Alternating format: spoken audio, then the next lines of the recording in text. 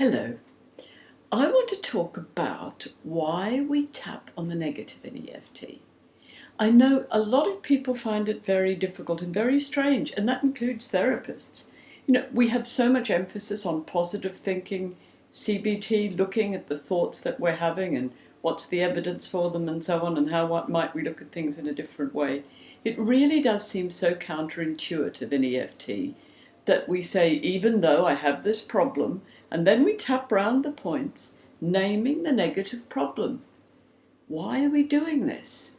Well, the reason that we're doing it is that in EFT, emotional freedom techniques, we want to be tapping on the energy disruption that's related to the negative. Negative emotion, negative sensation, negative memory, negative thoughts, negative self-talk, whatever it is. We want to use tapping on the disruption to the energy system that accompanies that. And we can't do that unless we bring that disruption up. So we focus on the negative, get the disruption in the body, and sometimes that involves remembering the last time we were in a situation. Sometimes it involves imagining being in a situation, thinking about something. Get that negative vibration going, that negative disruption of the energy system, and then tap on it. So we're dealing with that disruption, and then the tapping calms the disruption, and when the disruption is calmed, things change. Memories suddenly don't have the emotion attached to them. Negative emotions subside. Another way of thinking of it that I have found quite useful is to think, if you wanted to edit a document, then you couldn't do it without opening the document.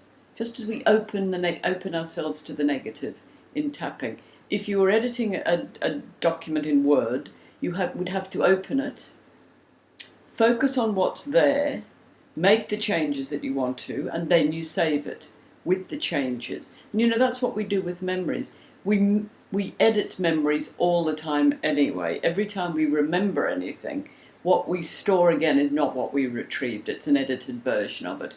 So that's what we're doing when we tap on memories in EFT. We bring up that negative memory, we deliberately detach the negative emotion from it, and then we store what we put back into storage, ready to be retrieved next time, is this much less painful, much less damaging version. So that's why we focus on the negative in EFT. Some people find some positive help, tapping of a little bit of help. Sometimes it is. But mostly, when people are going for positives and going too quickly, it's like putting a Band-Aid on. It really is just trying to wish into positives before we finish dealing with negatives. Understandable. We all want to feel better. We want to help other people to feel better. But in the long term, sticking with the negatives and dealing with them is the way that EFT, the way that tapping can be most useful to us. There is more information about lots of things related to this and other things to do with EFT on my website.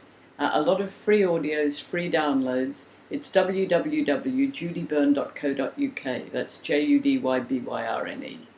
I hope you find this useful.